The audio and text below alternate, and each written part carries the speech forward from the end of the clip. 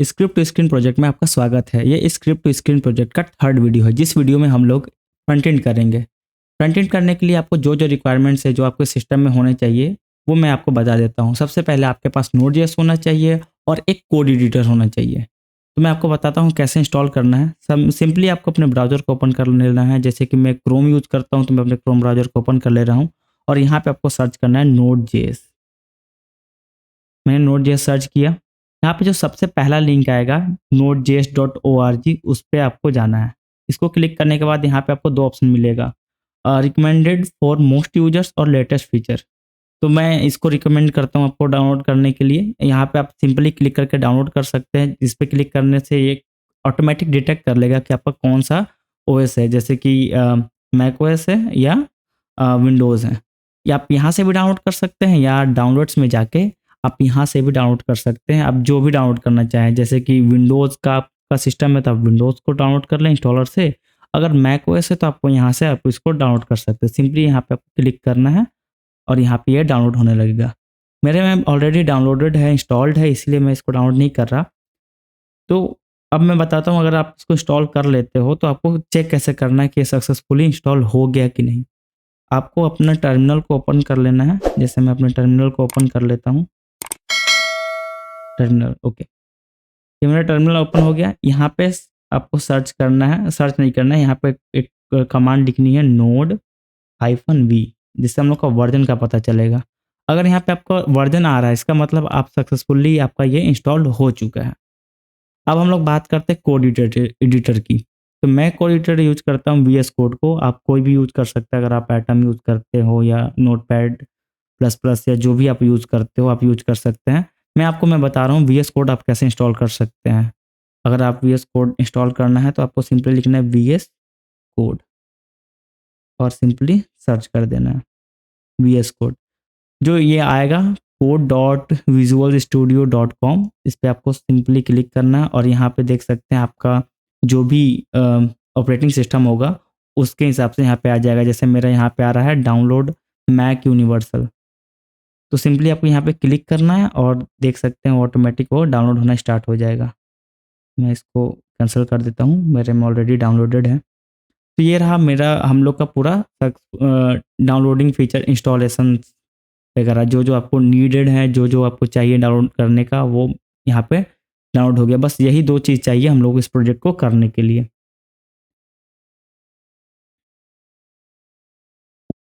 तो दोस्तों हम लोग का वीएस कोड इंस्टॉल हो गया, नोड.जेएस इंस्टॉल हो गया। अब हम लोग इसमें प्रोजेक्ट अपना बनाते हैं। तो प्रोजेक्ट बनाने के लिए अभी हम लोग टर्मिनल को ओपन करते हैं। टर्मिनल ओपन करने के बाद हम लोग अपना एक फ़ोल्डर बनाते हैं जिसमें हम लोग अपना प्रोजेक्ट क्रिएट करेंगे। मैं अपने इसमें देखता हूँ सिस्टम में कौन-सा फ़ोल्डर है। ये सारे मेरे फ़ोल्डर्स हैं। तो मैं एक नया फ़ोल्डर बनाना चाहता हूँ mkdir, और मेरा फ़ोल्डर का नाम होगा यूट्यूब प्रोजेक्ट। ओके, मैं यहाँ पे क्लिक कर देता हूँ। अभी देख सकते हैं यहाँ पे यूट्यूब प्रोजेक्ट नाम का कोई फ़ोल्डर नहीं है। मैं फिर से चेक करता हूँ ls कमांड से। अब देखिए यहाँ पे यूट्यूब प्रोजेक्ट करके एक फ़ोल्डर आ गया। हम लोग इसके अंदर जाएँगे cd YouTube project. YouTube project जैसे नाम है, मैं पूरा लिख लिख के भी सर्च कर सकता हूँ, या अगर उसका हाफ भी मैंने लिखा और उस पे टैब क्लिक करूँ तो ऑटोमेटिक पूरा लिख के आ जाएगा। यहाँ पे आपको एंटर क्लिक कर देना है। अब इसके अंदर आ गए आप। इसको मैं क्लियर कर देता हूँ। अब इसके अंदर हम लोग देखते हैं क्या है, तो ये खाली है।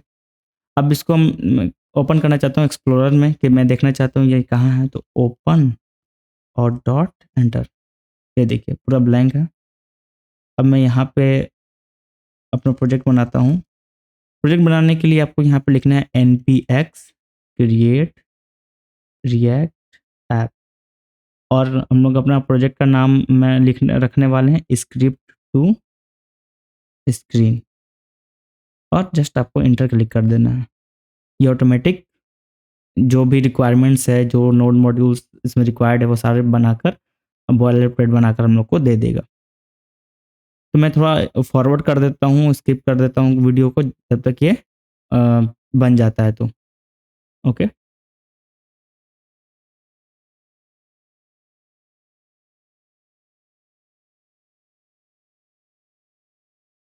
जैसे कि आप देख सकते हैं कि हम लोग का ये बन चुका है, प्रोजेक्ट हम लोग का रेडी है। तो यहाँ पे हम लोग क्या करते हैं कि इंस्ट्रक्शन दे रहा है npm start the development server, start करने के लिए npm रन बिल्ड। अगर कोई किया है कोड या रिएक्ट का यूज़ किया है तो उसको पता होगा ये इन सारी चीज़ों से क्या होता है। और जो नहीं किया तो मैं आपको बता देता हूँ, इससे हम लोग अपना सर्वर को स्टार्ट करेंगे, जिससे ब्राउज़र को पे हम लोग उसको देख पाएँ। अभी फ़िलहाल हम लोग को ये कमांड करना है, we suggest that you begin by typing this command. अब ये क्या बोल रहा है? जैसे आपने देखा सीडी कमांड से हम लोग किसी भी फ़ोल्डर में जा सकते हैं। यहाँ पे अगर मैं सीडी लिखता हूँ और यहाँ पे लिखता हूँ स्क्रिप्ट टू स्क्रीन और एंटर क्लिक करता हूँ तो हम लोग उस फ़ोल्डर में आ गए। अब यहाँ पे देखता हूँ इसमें क्या-क्या है एलएस। इसमें देखिए readme.md, package.lock और पब्लिक नोड मॉड्यूल्स, package.json और src ये फ़ोल्डर है। यहाँ पे देखिए कुछ देर पहले यहाँ पे कोई फ़ोल्डर था नहीं, अब ये फ़ोल्डर आ गया, इसके अंदर मैं देख रहा हूँ। आपको दिखाता हूँ ये क्या है। जैसे यहाँ पे जो-जो चीज़ें यहाँ पे बताई हुई हैं, वो सारे यहाँ पे फ़ोल्डर्स हैं, फ़ाइल या फ़ोल्डर्स बने हुए हैं, जैसे src, रीडमी, पैकेज और जेसन वगैरह। आप क्या करेंगे, यहाँ पे बोल रहा है npm स्टार्ट रन करना है। तो मैं पहले क्लियर कर देता हूँ और यहाँ पे लिखता हूँ npm स्टार्ट। क्या होता है? देखिए ये ब्राउज़र में से ओपन हो गया ऑटोमेटिक। ये सर्वर रन हो रहा है। यहाँ पे आप देख सकते हैं, मैं टर्मिनल को ओपन करता हूँ। वेब पैक कंपाइल्ड सक्सेसफुली या लोकल इस पे चल रहा है और ऑन योर लोकल नेटवर्क। ये क्या है? देखिए सबसे पहले मैं आपको इसके बारे में बताता हूँ कि जो यहाँ पे लिख रहा है लोकल करके यूआरएल, यह यहाँ पे आपके डिवाइस में किसी भी ब्राउज़र में अगर आप ओपन करेंगे, जैसे मैं यहाँ पे सफारी ओपन कर लेता हूँ और यहाँ पे मैं इसको रन करता हूँ, तो देखिए सेम चीज़ ओपन हो जाएगी। और ये क्या बता रहा है कि ऑन योर नेटवर्क, अगर आप जैसे मैं वाईफ़ाई यूज़ कर रहा हूँ, ठीक है? अगर वाईफ़ाई आप दूसरे डिवाइसेज़ में यूज़ कर रहे हैं, जैसे फ़ोन वगैरह में और दूसरे लैपटॉप में, तो वहाँ पे अगर ये यूआरएल सर्च करोगे ना, तो आपको यही इंटरफ़ेस देखने को मिलेगा, जिससे क्या होता है कि आप फ़ोन वर्ज़न भी देख सकते हैं या दूसरे डिवाइस पे भी इसको देख सकते हैं। ये वो यूआरएल है, यही 2 यूआरएल इसमें दे के रखते हैं कि मतलब आप दोनों जगह पे देख सकते हैं। ये आपको बॉयलरप्लेट मिलता है, जिससे आप अपना कोडिंग इसमें अपना प्रोजेक्ट स्टार्ट कर सकते हैं। मैं यहाँ पे अपना ये ओपन कर लेता हूँ, वीएस कोड ओपन कर लेता हूँ। वीएस कोड ओपन करने के लिए मैं पहले इस सर्वर को क्लोज़ करता हूँ, क्लियर करता हूँ और कोड डॉट ये कमांड रन करता हूँ, जिससे मेरा वीएस कोड ओपन हो जाए इस फ़ोल्डर में। देखिए, ये फ़ोल्डर है और ये सारे फाइल्स आ गए। इसमें क्या-क्या है, app.css, app.js, जो ये इंटरफ़ेस दिख रहा है ना, वो इन्हीं कोड से चल रहा है, जैसे लोगो डॉट एसवीजी, ये एसवीजी यहाँ पे गोल-गोल घूम रहा है, यही चीज़ें आप देख रहे हैं।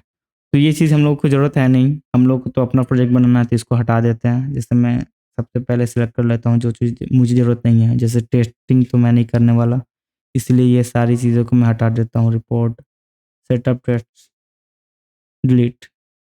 अब देखिए यहाँ पे क्या होगा, अभी तो कुछ नहीं हो रहा है क्योंकि मैंने यहाँ पे सर्वर को बंद करके रखा है। अभी रिफ्रेश करूँगा तो ये क्या है, this site can't be reached.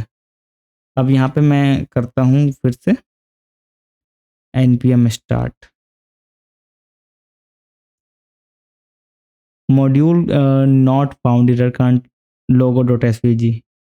यहाँ पे मैंने डिलीट तो कर दिया, बट इसमें जो कोड लिखे हुए हैं इंपोर्ट वगैरह, जैसे यहाँ पे इंपोर्ट हो रहा है index dot C S S, जो कि यहाँ पे है नहीं। तो ये सारी चीज़ों को ना आपको मतलब सीखनी चाहिए, जो ध्यान देनी चाहिए। मतलब अगर ऐसा कुछ रेड आ जाए तो यहाँ पे पैनिक नहीं होना है।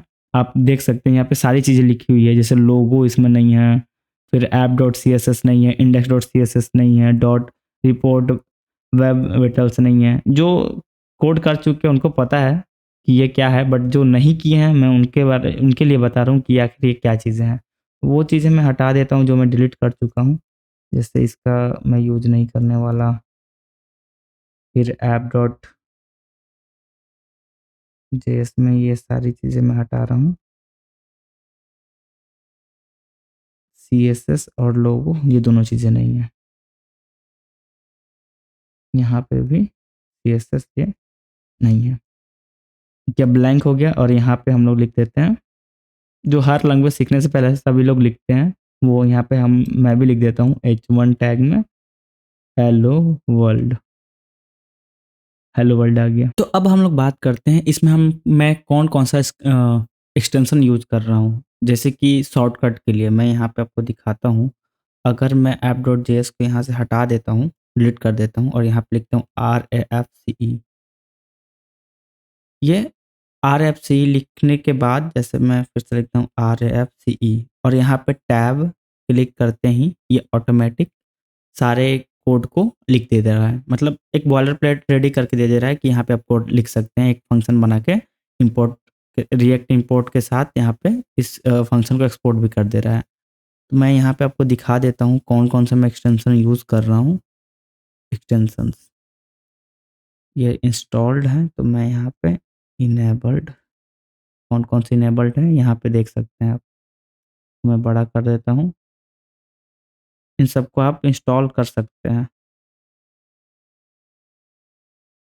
इन सब की हेल्प से आपको बहुत आसानी होती है कोड लिखने में। आप इसके स्निपेट आप यूज़ कर पाते हैं। ऑटो इंपोर्ट वगैरह आप इंपोर्ट कर पाते हैं किसी भी कंपोनेंट को। तो मैं सारे जो एक्सटेंशन मैं यूज़ करता हूँ, मैं सारे नाम डिस्क्रिप्शन में दे दिया हूँ, आप वहाँ से जाके इंस्टॉल भी कर सकते हैं, वो नाम को सर्च कर सकते हैं। मैं आपको बता देता हूँ आप इसको इंस्टॉल कैसे कर सकते हैं। तो सिंपल आपको यहाँ पे सर्च करना है, जो भी आपको इंस्टॉल करना हो। जैसे मान लीजिए यहाँ पे रिकमेंड कर रहा है डॉकर, मैं यहाँ पे सर्च कर रहा हूँ डॉकर, सर्च किया। अब देखिए यहाँ पे आ रहा है इंस्टॉल का ऑप्शन आ रहा है, या यहाँ पे मैं सर्च कर रहा हूँ लाइव HTML, यहाँ पर आ रहा है देखिए लाइव सर्वर। ये मेरे में इंस्टॉल्ड है इसलिए यहाँ पे कोई ऑप्शन नहीं आ रहा है, लेकिन जो इंस्टॉल नहीं है यहाँ पे इंस्टॉल का ऑप्शन आएगा, आप वहाँ से इंस्टॉल कर सकते हैं। आई होप आपको समझ में आ गया होगा कि आपको एक्सटेंशन कैसे इंस्टॉल करना है। मैं इसको फाइल पे अब काम करते हैं हम लोग। इसमें मैंने हेलो वर्ल्ड लिख दिया। हम लोग का पहला इसमें एक कोड लिखा जा चुका है जो कि प्रीव्यू हो रहा है। अब इसमें मैं आपको दिखाता हूँ कि और इसमें क्या-क्या चीज़ें हैं। जैसे कि ये नोड मॉड्यूल है, इसमें ये पैकेजेस होते हैं जो इसको रन कराता है। फिर इसमें पब्लिक फ़ोल्डर है जिसमें फैब आइकन है। फिर ये PNG लोगोज़ हैं जो रिएक्ट का होता है। डिफ़ॉल्ट में रिएक्ट का जो लोगो होता है ये होता है, और यहाँ पे हम लोग जब इसको चेंज कर देंगे तो हम लोग का वेबसाइट का ये लोगो लग जाता है। जैसे मैं यहाँ पे दिखाता हूँ, जो मेरी साइट है जो मैंने बना के रखा है, यहाँ पे आपको लोगो दिख रहा होगा। यहाँ देखिए ये लोगो लगा हुआ है और जो मैंने टाइटल डाला है वो यहाँ पे टाइटल आ रहा है। इसको हम लोग को बनाना है। अब अब बात करते हैं इसमें पैकेज और जेसन में क्या-क्या है। ये डिपेंडेंसीज़ हैं। तो अब इसमें हम लोगों को क्या-क्या डिपेंडेंसीज़ हम लोगों को चाहिए, उसको देखते हैं। उसको हम लोग पहले इंस्टॉल कर लेते हैं। तो मैं यहाँ पे ओपन करता हूँ अपने टर्मिनल को। अब बात आती है इसको टर्मिनल को हम लोग कहाँ-कहाँ से ओपन कर सकते हैं। तो सबसे पहले आप टर्मिनल ओपन कर सकते हैं कंट्रोल और बैकटिक से। कंट्रोल प्लस बैकटिक क्लिक करके आप यहाँ पे टर्मिनल ओपन कर सकते हैं, या यहाँ आप ध्यान दीजिएगा तो यहाँ पे लिखा हुआ टर्मिनल, इस पे क्लिक करके न्यू टर्मिनल पे जाके टर्मिनल ओपन कर सकते हैं। यहाँ पे लिखना है npm पाई और इंस्टॉल करना हम लोग को चाहिए SASS सास, फिर चाहिए XIOS XOS XIOS XOS JS zip, और फिर चाहिए रिएक्ट आइकन्स। ये इन चीज़ों की हम लोग को ज़रूरत है। मैं यहाँ पे एंटर क्लिक कर देता हूँ और ये सारी चीज़ें इंस्टॉल हो जाएँगी। इस मेथड से आप एक साथ कई सारे जो मॉड्यूल्स हैं आप उसको इंस्टॉल कर सकते हैं। अब यहाँ पे मैं आपको दिखाता हूँ वो सारी चीज़ें आ गई, जैसे JSZip और यहाँ पर रिएक्ट आइकन्स सास आ गया और एक्सओएस आ गया। ठीक है? अब हम लोग यहाँ पे बनाएँगे नैव बार। नैव बार बनाने के लिए मैं सबसे पहले यहाँ पे बना लेता हूँ कंपोनेंट, जिस फ़ोल्डर में नैव बार बनाने वाला हूँ, कंपोनेंट्स, और इसमें एक फ़ोल्डर बनाता हूँ नैव नाम का, और इसके अंदर होगा nav.js। मैं शॉर्टकट अपना ये लिख लेता हूँ RFC और टैब, जिससे वो फंक्शन बन जाती है, फंक्शन बन गई। और इसको हम लोग यहाँ पे इंपोर्ट कर लेते हैं नैवबार को app.js में। मैं इसको हटा के यहाँ पे इंपोर्ट कर लेता हूँ, कट करके NAV नैव और टैब करके क्लिक कर दिया, ये आ गया नैव। यहाँ पे जैसे कि आप देख सकते हैं नैवबार में मैं यहाँ पे लिखा हुआ आया है नैव, तो यहाँ पे आ गया नैव। इसमें हम लोगों को कुछ CSS भी ऐड करना है, तो CSS के लिए मैं यहाँ पे एक फोल्डर बनाता हूँ SRC में ग्लोबल। ये क्या करेगा कि पूरे जो भी कंपोनेंट्स इसमें होंगे वो सारे कंपोनेंट्स में ये अप्लाई होंगे। हमको चाहिए दो इसमें फाइल्स, एक चाहिए universal dot SCSS, sorry spelling mistake, universal dot SCSS, और एक चाहिए variable dot SCSS। Universal dot SCSS में हम लोगों को चाहिए जो फॉन्ट हम लोग यूज़ करने वाले हैं उसको हम लोग यहाँ पे ऐड करेंगे। तो फॉन्ट यूज़ करने के लिए यहाँ पे आपको जाना है, सर्च करना है गूगल फॉन्ट्स, फॉन्ट्स और सर्च कर देना है fonts.google.com। यहाँ पे जाने के बाद मैं यूज़ करने वाला हूँ पूरे फुल फाइल के लिए पॉपिंस। पॉपिंस मुझे अगर पॉपिंस से ऐड करना है तो यहाँ पे शॉर्ट मैं फिर से बता देता हूँ। यहाँ पे आपको सर्च करना है पॉपिंस, फिर इसके बाद एंटर क्लिक करना है, ये आगे हम लोग का पॉपिंस, और इस पर क्लिक करने के बाद यहाँ पे आप सिलेक्ट कर सकते हैं। जैसे मुझे जो जो भी चाहिए मैं उसको सिलेक्ट कर लेता हूँ, regular, medium, semi bold, bold और एक्स्ट्रा बोल्ड, ब्लैक, ये सब मुझे चाहिए। और मुझे एक चाहिए फ़ॉन्ट, मैं फ़ॉन्ट पे जाता हूँ, एक चाहिए अब्रीव फैट फेस, इसको मैं लोगों के लिए यूज़ कर रहा हूँ, तो मैं इसको भी सिलेक्ट कर ले रहा हूँ। ये जो भी सिलेक्ट हो गए हैं यहाँ पे मुझे जानी है, यहाँ पे देख सकते हैं जो जो हम लोगों ने सिलेक्ट किया है पॉपिंस का, जो यहाँ पे थीन एक्स्ट्रा लाइट वगैरह जो भी है, और यहाँ पे जो एब्रिल और फैट फेस है, ये दोनों को लिंक करके हम लोग को चाहिए इंपोर्ट। जो इंपोर्ट हम लोग CSS में यूज़ करने वाले हैं, मैं इसको कॉपी कर लेता हूँ क्योंकि हम लोग CSS में ही लिख रहे हैं, और इसको यहाँ पे मैं पेस्ट कर लेता हूँ। और जो हम लोग को फॉन्ट चाहिए मैं इसको कॉपी यहाँ से क्लिक करके कॉपी कर लेता हूँ, यहाँ पे आ जाता हूँ और यहाँ कर लेता हूँ पेस्ट, इसको कर देता हूँ कमेंट। अब मुझे ऐड करनी है वो CSS जो पूरे डॉक्यूमेंट पे अप्लाई होनी चाहिए। तो पहले मैं ये हैज़ सॉरी स्टार क्लिक करता हूँ, जिससे क्या होगा कि जो पूरे डॉक्यूमेंट पे अप्लाई होगी। फिर HTML जो HTML में होगा, और फिर टैग करते हैं बॉडी को, जो बॉडी के अंदर होगा। उसमें मैं चाहता हूँ, अभी आपको ध्यान देंगे कि यहाँ पे साइड में मार्जिन दिख रहा है, तो उसको मैं हटा देता हूँ, मार्जिन 0।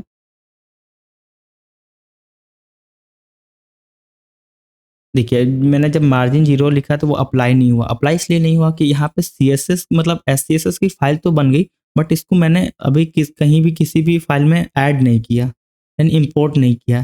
तो ये जो index.js है, ये app.js को रखे हुए हैं, मतलब app.js इसमें आ रहा है, और app.js में सारी फाइल जाके इकट्ठी होने वाली है। इसलिए मैं चाहता हूँ कि यूनिवर्सली अप्लाई हो, तो मैं इसमें ऐड करूँगा universal.scss को। सिंपल लिखना है आपको इंपोर्ट, और यहाँ पे डालनी है आपको पाथ। डॉट स्लैश का ये मैं मतलब ये होता है कि जस्ट उसके पैरेलल जो जो भी फोल्डर हैं, तो ये देखिए ये index.js है, और index.js ही फोल्डर में यहाँ पे ग्लोबल मतलब फोल्डर है, और उसके अंदर ही है universal.scss। यहाँ पे मैं जाता हूँ, फिर से क्लिक करता हूँ, यहाँ पे देखिए ये आ गया ग्लोबल, फिर उसके अंदर है universal.scss। अब देखिए ये इस पे अप्लाई हो गया। मैं अगर आप नहीं नोटिस कर पाए तो मैं यहाँ पे दिखाता हूँ, यहाँ पे डाल देता हूँ बैकग्राउंड कलर रेड। अब देखिए ये बैकग्राउंड कलर रेड हो गया, इस पे अप्लाई हो रहा है। अब मुझे चाहिए पैडिंग 0, क्योंकि पैडिंग भी मैं डिफ़ॉल्ट में नहीं चाहता। बॉक्स साइजिंग बॉर्डर बॉक्स होना चाहिए, जो भी बॉक्स हो बॉर्डर के हिसाब से साइज़ पे हो, यानी कि उससे बाहर हो। फ़ॉन्ट फैमिली हम लोग यूज़ करने वाले हैं पॉपिंस को। तो मैं यहाँ से कॉपी करके पेस्ट कर लेता हूँ फ़ॉन्ट फैमिली पॉपिंस। ये पॉपिंस हो गया। और फ़ॉन्ट वेट होगा जो, वो होगा 400। फ़ॉन्ट वेट मतलब ये कितना बोल्ड होना चाहिए, कितना गहरा होना चाहिए, वो फ़ॉन्ट वेट 400 मैं चाहता हूँ डिफ़ॉल्ट। अगर मैं दिखाता हूँ ये क्या होता है, जैसे अगर मैं इसको 600 कर दूँ, इस पे ध्यान दीजिए, ये देखिए और बोल्ड हो गया, 800 और बोल्ड हो गया, और सबसे ज़्यादा होता है 900। देखिए ये पूरा ब्लैक, जिसको हम लोग जब हम लोग इंस्टॉल कर रहे थे, इसको सिलेक्ट कर रहे थे फ़ॉन्ट को, तो उसमें था ब्लैक, ये है ब्लैक, जो कि सबसे ज़्यादा बोल्ड होता है। और सबसे ज़्यादा थिन 100, देखिए कितना थिन हो गया। शायद आपको दिख भी नहीं रहा होगा कि वो कितना पतला हो चुका है। मैं यहाँ पे डिफ़ॉल्ट 400 कर देता हूँ। और स्क्रॉल बिहेवियर स्मूथ, जब कोई भी यूज़र अगर स्क्रॉल करे तो वो स्मूथली स्क्रॉल हो, या ना कि जैसे झटके से होता है, उस टाइप से नहीं। अब इसमें हम लोगों को ऐड करनी है, जैसे मैं कुछ चीज़ें डिफ़ॉल्ट में यहाँ पे सेट करना चाहता हूँ। अगर कोई, यहाँ पे मैं आपको दिखाता हूँ, मैं अगर एंकर टैग ऐड करूँ तो उसमें क्या इश्यू आती है। जैसे किया एंकर टैग प्लस, और यहाँ पे लिख देता हूँ कोड एड्स। अब देखिए ये जो लाइनिंग आ रही है, जिसको टेक्स्ट डेकोरेशन बोलते हैं कोड की लैंग्वेज में, सीएसएस कोड, जैसे अगर मैं यहाँ पे डाल दूँ एंकर टैग का text decoration, sorry decoration none नहीं होना चाहिए, तो वो यहाँ से वो हट जाएगी। देखिए वो लाइन यहाँ से हट गई, जो कि मैं नहीं चाहता कि कहीं भी ऐसा, मैं अगर एंकर टैग यूज़ करूँ तो वहाँ पे टेक्स्ट डेकोरेशन आए। अब एक और चीज़ है, इसमें अगर कोई भी बटन कोई ऐड करता है, जैसे मैं यहाँ पे बटन ऐड करके दिखाता हूँ बटन, और इसमें मैं कुछ भी ऐड कर देता हूँ, जैसे क्लिक मी। अब यहाँ पे ये बटन तो है, बट यहाँ मैं जब इस पे हॉवर कर रहा हूँ तो ये डिफ़ॉल्ट ही करता रह रहा है। तो मैं पूरे प्रोजेक्ट पे ये चाहता हूँ कि जब भी कोई इस पे हॉवर करे, जैसे मैं यहाँ पे बटन टैग, बटन को सिलेक्ट करता हूँ, अगर कोई भी इस पे हॉवर करे, जैसे कर्सर पॉइंटर होना चाहिए। अब देखिए इसमें मैं हॉवर करूँगा, ये कर्सर पॉइंटर होगा। मैं इसको साइड बाय साइड ओपन कर लेता हूँ, ठीक है? जिससे आपको दोनों चीज़ें देखने में आसानी हो। ये साइड बाय साइड ओपन हो गई, आपको ये सही से दिख पा रही होगी। इसको हटा देता हूँ एक्सप्लोरर को, कमांड भी, ओके। अब आपको फुल स्क्रीन में दिख रही होगी। अभी जो हम लोग को चाहिए और मैं ऐड करते चला जाता हूँ। जैसे मुझे अब चाहिए, यहाँ पे मैं जाता हूँ और मुझे चाहिए फ्लेक्स नाम का एक क्लास, फ्लेक्स, क्योंकि बहुत जगह मैं फ्लेक्स का यूज़ करने वाला हूँ। अब हर जगह वहाँ पे मैं कोड लिखूँगा, ये डिस्प्ले फ्लेक्स, फिर अलाइन आइटम सेंटर, तो ऐसे बहुत ज़्यादा कोड हो जाएगा। तो मैं इसके लिए शॉर्ट फॉर्म यूज़ करने के लिए, मतलब कम लाइन कोड में, तो मैं इसका ये एक क्लास बना लेता हूँ कि मैं जब भी जहाँ पे भी क्लास नेम फ्लेक्स डालूँ तो उसमें ये 2 प्रॉपर्टीज़ ऐड हो जाए, जैसे display flex, align item center. अब इससे क्या होता है मैं आपको यहाँ पे दिखा देता हूँ। जैसे कि यहाँ पे अगर मैं डिव है और इसके नीचे आ रहा है, मैं यहाँ पे एक और बटन ऐड कर देता हूँ, बटन रेड, मान लो ये बटन साइड में आ रहा है, ओके। कुछ ऐसा ऐड करते हैं जो 1 बाय 1 नीचे आए, जैसे H1 1, फिर उसके बाद 2, और ये हो गया 3। अब जैसे 1 2 3 ऐसा नीचे आ रहा है। अब यहाँ पे मैं अगर फ्लेक्स क्लास नेम यूज़ कर लेता हूँ, क्लास नेम फ्लेक्स, अब देखिए क्या होगा, 1 उसके साइड में 2, उसके साइड में 3। अब इसके बाद हम लोग का आता है, मैं ऐड करना चाहूँगा फ्लेक्स सेंटर। अब इससे क्या होगा, पहले ये 2 चीज़ें अप्लाई हो जाएगी, ओके, और जस्टिफाई कंटेंट भी सेंटर हो जाएगा। अब ये क्या काम करता है मैं आपको दिखाता हूँ अभी। नैब में हम लोग चले जाते हैं। इसमें तो कुछ दिख नहीं पा रहा है, तो इसमें हम लोग एक और एससीएसएस ऐड कर लेते हैं, कमांड बी, और नैब में मैं ऐड करूँगा नैब डॉट एससीएसएस, और इसको इंपोर्ट कर लेंगे नैब डॉट जेएस में। इंपोर्ट इंपोर्ट कर लिए नैब डॉट जेएस में। अब यहाँ पे मैं इसका क्लास नेम दे देता हूँ नैब, ठीक है। इस पे हम लोग अप्लाई करेंगे कुछ कोड अप्लाई करके इस पे देखते हैं। मैं अप्लाई कर रहा हूँ डॉट नैब, और इसकी विड्थ हम लोगों ने दे दी 400 पिक्सल, और हाइट भी 400 पिक्सल, बैकग्राउंड कलर रेड। अब आप ध्यान दे रहे होंगे कि मैंने जैसे ही विड्थ और हाइट दिया और ये आ गया सेंटर में आ रहा है, मतलब ये जो स्टार्ट लाइन से इसके ये सेंटर में आ रहा है, वर्टिकली ये सेंटर में आ रहा है, हॉरिजॉन्टली ये सेंटर में नहीं आ रहा है। तो जैसे कि आप देख रहे हैं, जैसे ही मैंने विड्थ और हाइट दिया और बैकग्राउंड कलर डाला, तो इससे बैकग्राउंड कलर से हम लोग को ये पता चल रहा है कि बॉक्स की साइज कितनी है। अगर मैं इसको हटाऊं तो आप देख भी नहीं पाएंगे कि ये बॉक्स की साइज कितनी है। जैसे मैं अभी हटाया, यहाँ बॉक्स की साइज नहीं दिख रही। इसको अप्लाई कर देता हूँ और वो बॉक्स की साइज दिखे। अब यहाँ पे देखिए, ये जो वर्टिकली सेंटर में नहीं आ रहा है, ये हॉरिजॉन्टली सेंटर में आ रहा है। ये क्यों आ रहा है, मैं आपको दिखाता हूँ इस कोड से, अलाइन आइटम सेंटर से। मैं अगर इसको हटा दूँ तो ये यहाँ पे आएगा, बट मैं चाहता हूँ कि वो कोई भी फ्लैक्स अप्लाई हो तो उसमें अलाइन आइटम सेंटर हो, तो यहाँ पे मैं सेंटर दे रहा हूँ। अब ये जस्टिफाई कंटेंट सेंटर क्या काम करता है, इसको वर्टिकली सेंटर ला देता है। हॉरिजॉन्टली सेंटर इसकी वजह से हो जाएगा अलाइन आइटम सेंटर से, और जस्टिफाई कंटेंट सेंटर से ये वर्टिकली सेंटर हो जाएगा। जैसे मैं इस पे अप्लाई करके मैं दिखाता हूँ फ्लैक्स सेंटर, अब देखिए वो बिल्कुल सेंटर में आ रहा है हर जगह से। अब इसमें हम लोग अप्लाई करते हैं और कुछ, जैसे कि मुझे चाहिए यहाँ पे, मैं कॉपी कर लेता हूँ इसको, कॉपी एंड पेस्ट, और सेंटर को मैं कर देता हूँ बिटवीन, और यहाँ पे कर देंगे जस्टिफाई कंटेंट स्पेस बिटवीन। अब इससे क्या होता है, स्पेस बिटवीन ऐसा काम करता है कि इसके बीच में स्पेस ऐड कर देगा, क्योंकि अगर इसका विड्थ यहाँ से यहाँ तक है, मतलब 400 पिक्सल है, तो इसके बीच में इतना गैप कर देगा कि ये दोनों, ये 1 और 3 इसके एंड में आ जाए, और ये 2 बीच में आ जाएगा। मैं यहाँ पे आपको करके दिखा देता हूँ। नया बार पे जाना और यहाँ पे डाल देना है बिटवीन। अब देखिए 1, 2 और 3 ये इस तरीके से काम करता है। अब यहाँ पे मैं जाता हूँ और मुझे एक चीज़ ऐड करनी है, अराउंड। जैसे यहाँ पे मैं डबल क्लिक करके दोनों को सिलेक्ट करके अराउंड कर लेता हूँ। अब ये क्या काम करता है, अराउंड क्या काम करता है, वो इस साइड से भी कितना स्पेस हो, मतलब हर जगह से इक्वली स्पेस में वो बांट देता है। अभी क्या हो रहा है, सिर्फ बीच में स्पेस है, इसके बिटवीन में स्पेस है। अब अराउंड से वो हर अराउंड में उसको स्पेस दे देता है। वर्ड से ही आपको पता चल जाएगा वो क्या करता है। यहाँ पे मैं कर देता हूँ अराउंड। अब देखिए वो इस साइड में भी इक्वल, इस साइड भी इक्वल, मतलब हर जगह स्पेस के हिसाब से उसको बांट दिया।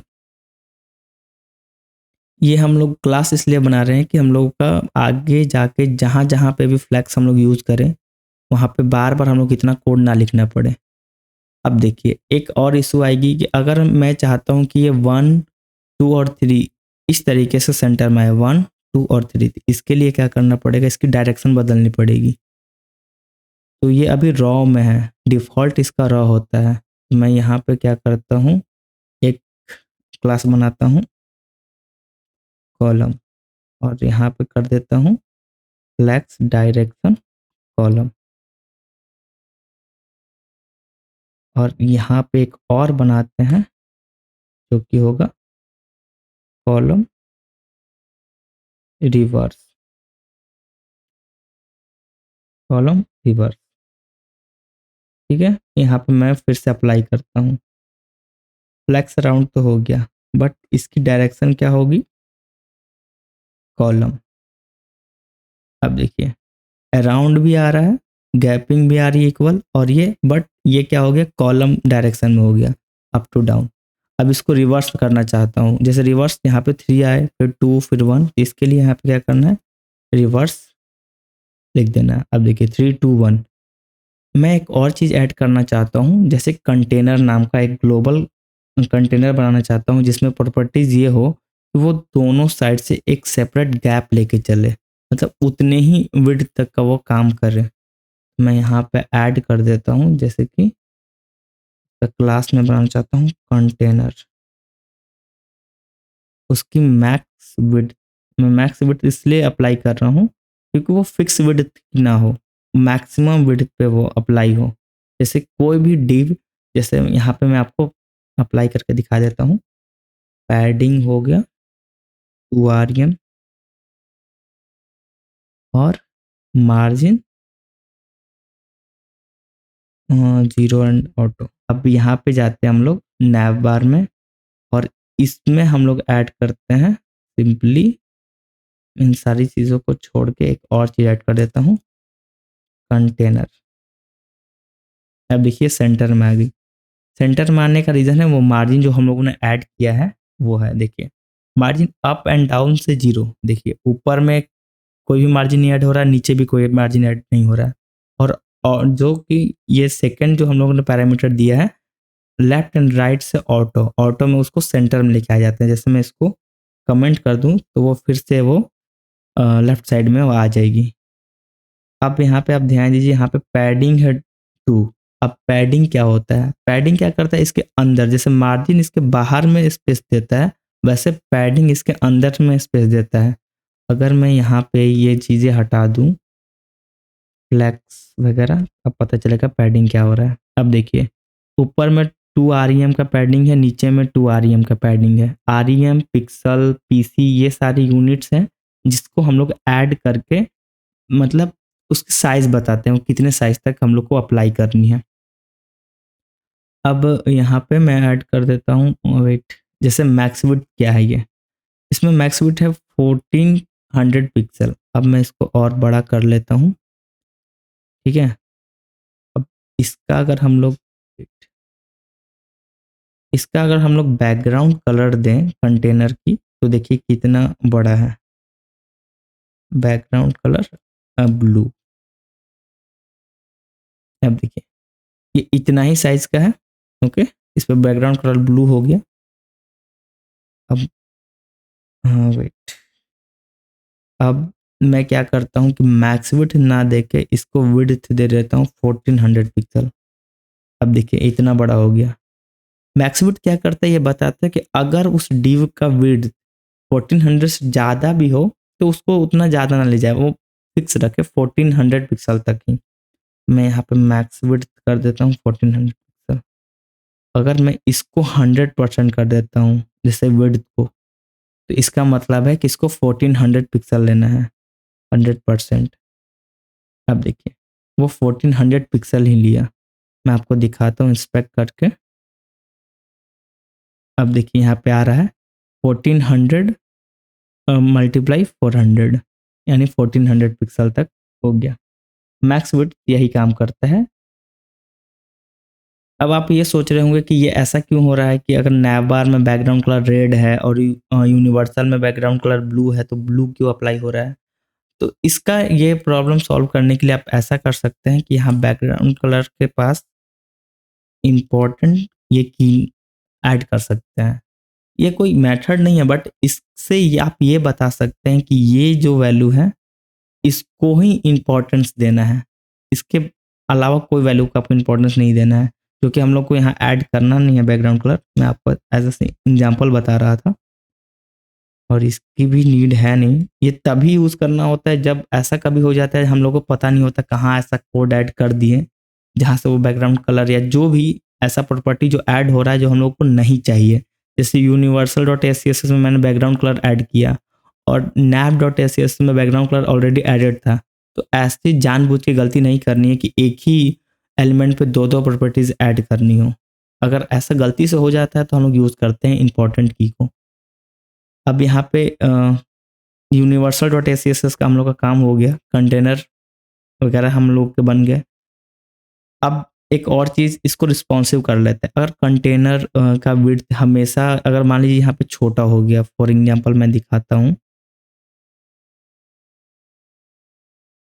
ये इतना छोटा हो गया, ठीक है? तो आप पैडिंग देख सकते हैं कि इसमें 2 आ रहा है, बट अगर वो काफ़ी ज़्यादा छोटा हो जाए, जैसे कि 450 पिक्सल, इससे भी छोटा हो जाए, तो अगर ऐसा इसमें पैडिंग आए 2, तो बहुत ज़्यादा ये स्क्रीन साइज़ छोटा हो जाएगा, मतलब उसके कंटेंट बहुत ज़्यादा छोटे हो जाएँगे। इसलिए मैं क्या चाहता हूँ कि जब इसका स्क्रीन साइज़ 450 पिक्सल हो जाए, उससे या कम हो जाए, तो उसकी पैडिंग 1 हो जानी चाहिए, 1 आरईएम। उसको कैसे ऐड करना है? तो आपको सिंपल यहाँ पे लिखना है @मीडिया स्क्रीन, मैं ओनली स्क्रीन, और यहाँ पे ऐड कर देना है एंड मैक्स विड्थ 450 पिक्सल। मतलब इसमें यह है कि मैक्सिमम 450 पिक्सल होना चाहिए। उसके अंदर अगर ये आए, इसका मतलब कंटेनर एलिमेंट को हम लोग को, मतलब कंटेनर क्लास को ये करना है, टारगेट करके उसमें पैडिंग ऐड करनी है 1 आरईएम। अब ध्यान दीजिए, यहाँ पे अप्लाई होगा ये चीज़। मैं कंटेनर को ये कर लेता हूँ, कंटेनर, ओके। अब इसमें पैडिंग है 2 आरईएम। अब देखिए 450 पिक्सल, 450 पिक्सल से कम हुआ, पैडिंग 1 आरईएम हो गया। जैसे मैं यहाँ पे दिखाता हूँ 450 पिक्सल, ठीक है। अब इसको 1 बढ़ाऊंगा 451, जैसे ही बढ़ाया इसमें 2 पैडिंग आ गई, मतलब 2 आरईएम की पैडिंग आ गई। जैसे इसको मैं एक कम करूंगा, 1 आरईएम की पैडिंग आ गई। इसको ही बोलते हैं रिस्पॉन्सिव करना, मतलब हर एक स्क्रीन के हिसाब से उसको रिस्पॉन्सिव करना। आप यहाँ पे ये भी सीख सकते हैं कि ये कैसे रिस्पॉन्सिव हुआ। तो हम लोग का ये एक तरह से बॉयलर प्लेट रेडी हो चुका है। ऐसा हम लोग रेडी कर चुके हैं कि इस क्लासेस को कहाँ-कहाँ यूज़ करना है। अब हम लोग इसमें काम करेंगे वेरिएबल्स में, कि हम लोग कौन-कौन सा कलर यूज़ करने वाले हैं। तो अब आते हैं हम लोग वेरिएबल्स कैसे यूज़ करने वाले हैं। वेरिएबल्स को ओपन कर लेता हूँ।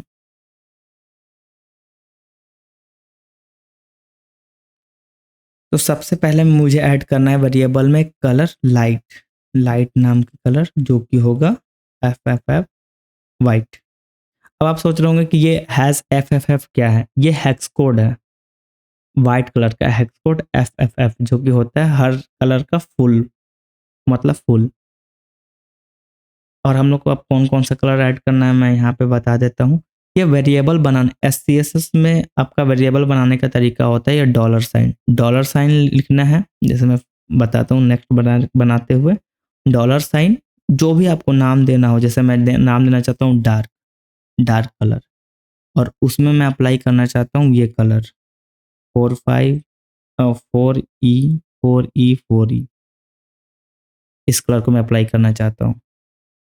ठीक है? मैं जल्दी-जल्दी सारे जो कलर मैं पिक करने वाला हूँ, जो-जो मैं यूज़ करने वाला हूँ उसको लिख लेता हूँ, ठीक है? और उसको आप जब मैं लिख लूँगा उसको वीडियो का पॉज़ करके सारे नोट डाउन कर लेना, ओके? ये हमारे कलर हो गए, मैं यहाँ पे ऐसा करके स्क्रीन फुल स्क्रीन पे दिखा देता हूँ। अब इसको आप वीडियो को पॉज़ करके अच्छे से नोट डाउन कर लीजिए। चलिए, आपका अगर ये हो गया, कलर वगैरह आपने ये मतलब नोट डाउन कर लिया। अब इसको मैं बताता हूँ आपको इसको यूज़ कैसे करना है। जैसे यूनिवर्सल डॉट एचसीएसएस हो गया, यहाँ पे वेरिएबल डॉट एचसीएसएस है। अब मुझे नैब में यूज़ करना है। नैब में मैं इसका बैकग्राउंड कलर डार्क करना चाहता हूँ।